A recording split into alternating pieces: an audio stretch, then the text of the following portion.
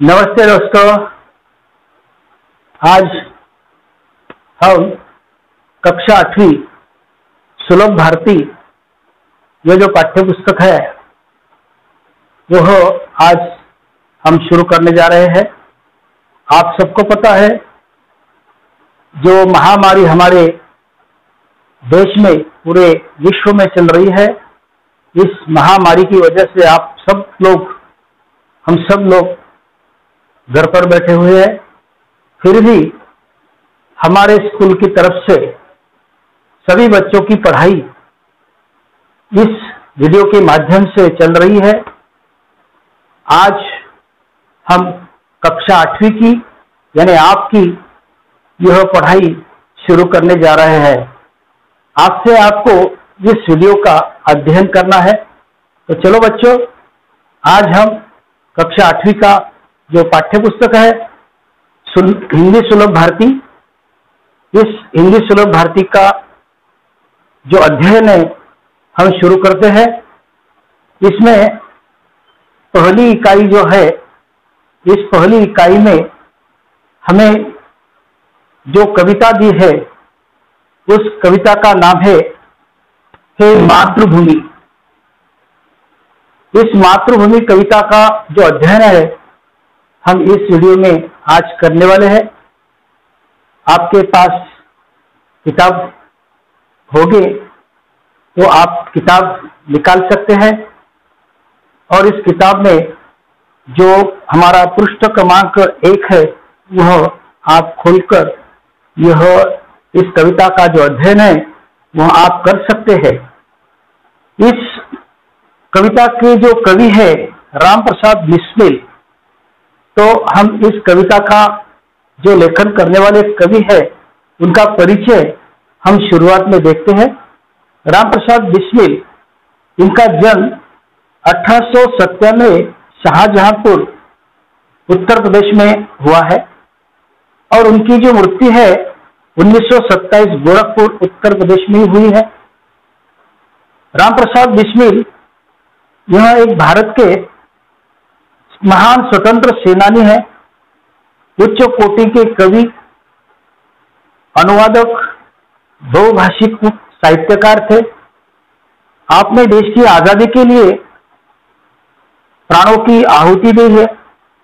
सरफरोशी की तमन्ना, यह जो रचना है राम प्रसाद बिस्मिल की, यह रचना प्रसिद्ध है। आपने यह गाना सुना होगा।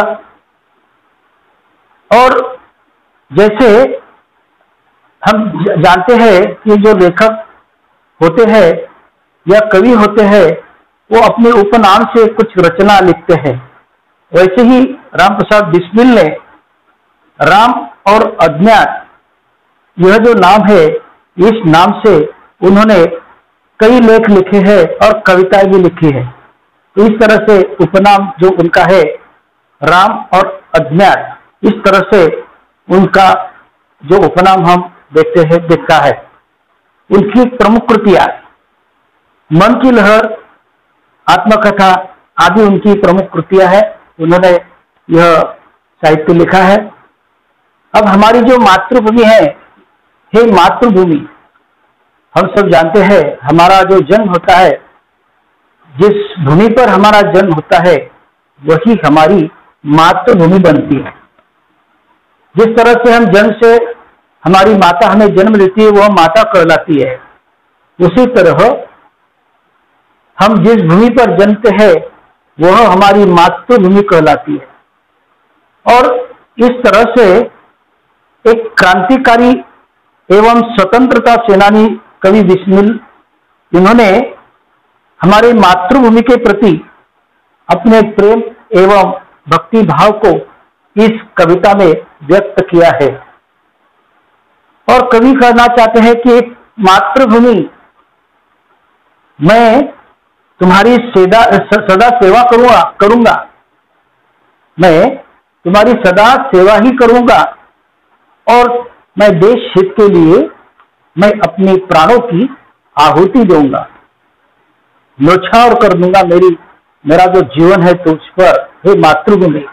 हमें सबको पता है हमारी मातृभूमि के इस स्वतंत्रता करने के लिए हमारे देश में बहुत से क्रांतिकारियों ने अपनी प्राणों की बाजी लगा दी और हमें स्वतंत्रता दिलवाई।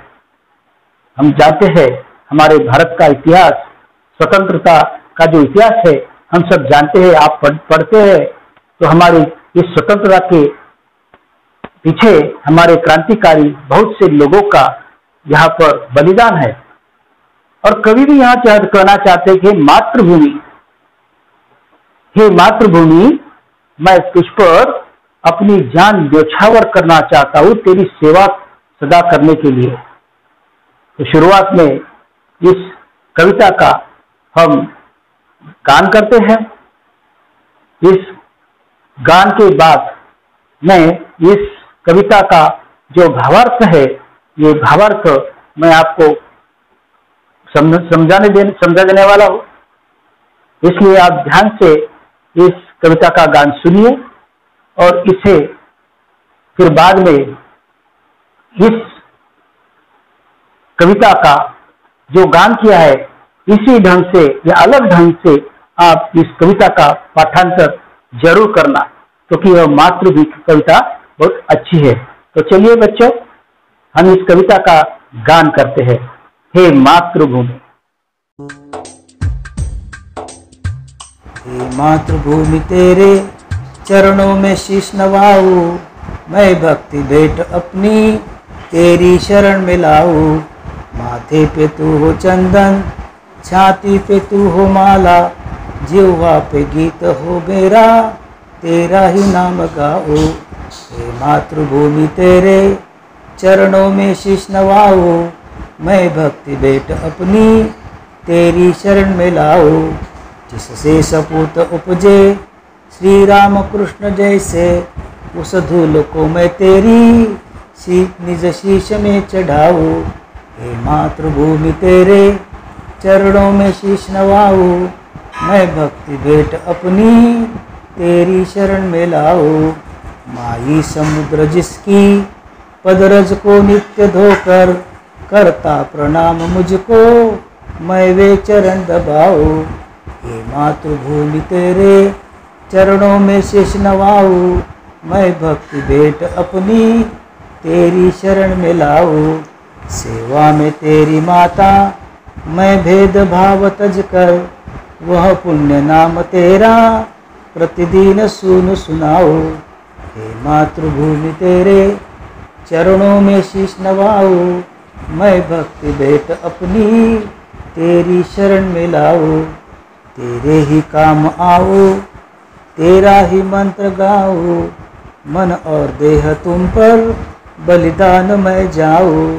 हे मातृभूमि तेरे चरणों में शीश नवाऊं, मैं भक्ति भेंट अपनी तेरी शरण में लाऊं। हे मातृभूमि तेरे शरण में शीश नवाऊं, मैं भक्ति भेंट अपनी तेरी शरण में लाऊं। तेरी शरण में लाऊं, तेरी शरण में लाऊं। सुना बच्चों आपने इस कविता का गान? तो चलो अब इस कविता का भावार्थ अब देखते हैं। हे मातृभूमि, कवि कहते हैं, हे मातृभूमि तेरे चरणों में शीश नवाऊं। शीश आपको सबको पता है, शीश का अर्थ है सिर।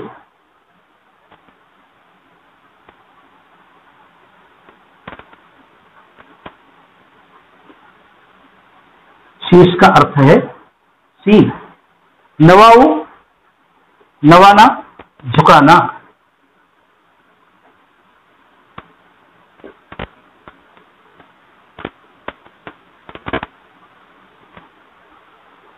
कवि कहते हैं, हे मातृभूमि तेरे चरणों में मैं शीश नवाऊं। कवि अपने मातृभूमि को वंदन करता है और कहते हैं कि हे मातृभूमि, मैं तेरे चरणों में मेरा जो शीश है वह नवाऊं, झुकाऊं। मातृभूमि के आगे कवि अपना शीश झुकाना चाहता है। मैं भक्ति भेंट अपनी तेरी शरण में लाऊं। कवि कहते हैं कि हे मातृभूमि, मैं तेरी सेवा के लिए जो उपहार लाने वाला हूं। यहाँ पर उपहार के लिए एक शब्द यहाँ पर कवि ने यहाँ पर दिया है, वो कौन सा शब्द है? भेंट। भेंट यानी उपहार।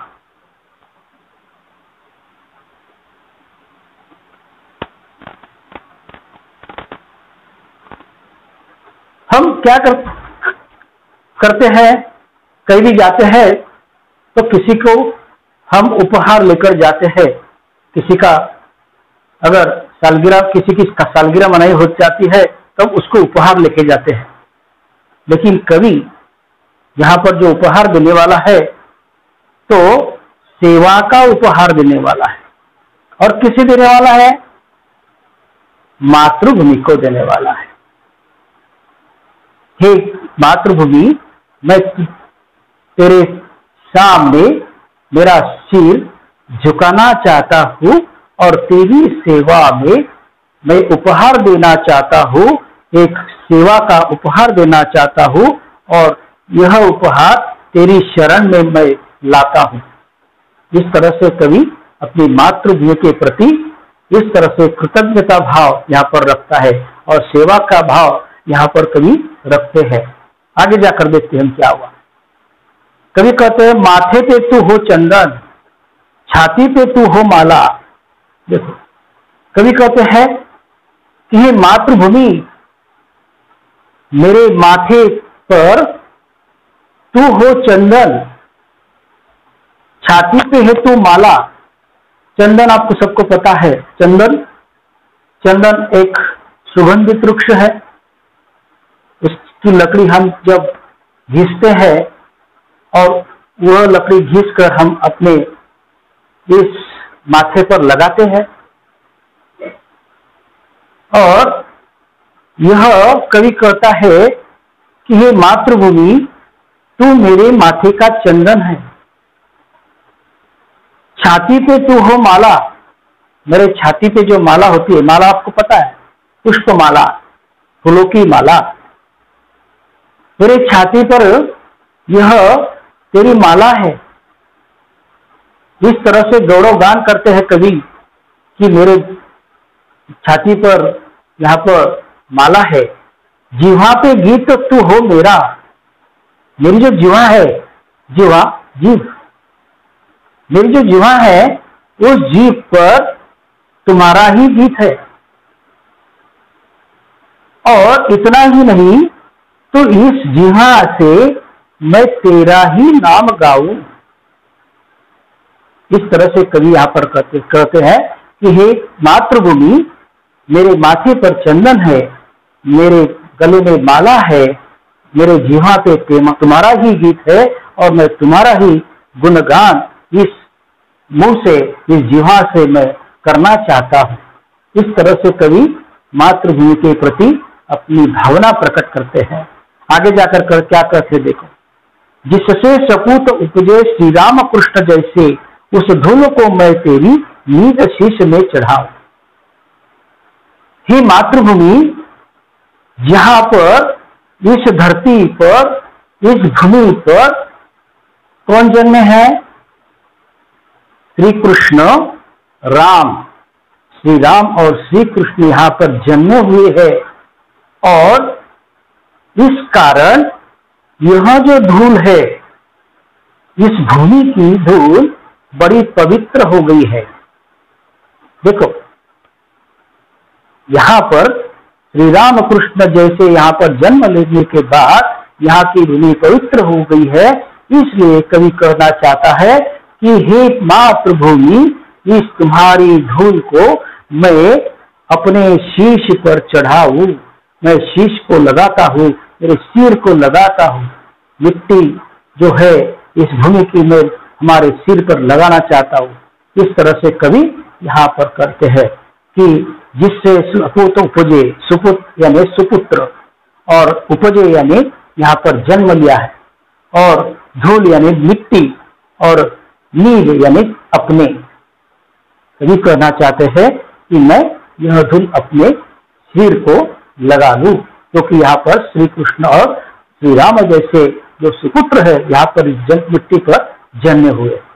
इस तरह से हमारे सामने श्री कृष्ण और श्री राम का जो आदर्श है, यह आदर्श भी यहाँ पर कवि ने हमारे सामने रखा है। आप सब जानते हैं श्री राम का चरित्र, श्री कृष्ण का चरित्र आप बचपन से जानते हैं। उनका चरित्र किससे कैसा था, वह एक सुपुत्र थे और किस तरह से ये देवताओं का भी यहाँ पर कवि ने वर्णन किया है। आगे जाकर कवि क्या कहते हो, माई समुद्र जिसकी पद रज को नित्य धोकर करता प्रणाम तुझको मैं वे चरण दबाऊ। माई यानी माँ, माई माँ या माता, पद यानी पैर,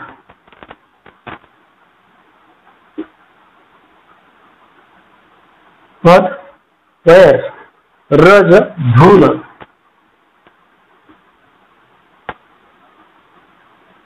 धूल। हे माँ समुद्र जिसके पद नित्य यानी रोज प्रतिदिन धोता है।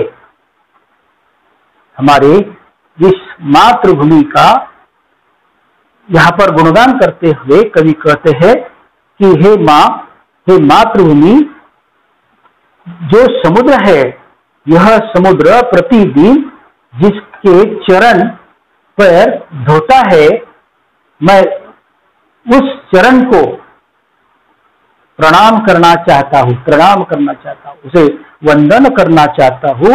और इतना नहीं तो कवि आगे जाकर कहते हैं कि मैं वे चरण दबाऊं, जो चरण समुद्र देश से धोता है, उस मातृभूमि के चरण में कवि कहते हैं कि मैं दबाऊं यानी सेवा करूं, उस चरण की मैं सेवा करूं, चरण दबाकर। इस तरह से कवि अपनी मातृभूमि का गुणगान करते हैं। आगे जाकर क्या कहते हैं हम देखते हैं, सेवा में तेरी माता मैं भेदभाव तजकर, वह पुण्य नाम तेरा प्रतिदिन सुन सुनाऊं। देखो, हे मातृभूमि, मैं तेरी सेवा में, हे माता, मैं तेरी सेवा में जब आता हूं तो मैं सारे भेदभाव तजकर यानी त्याग कर,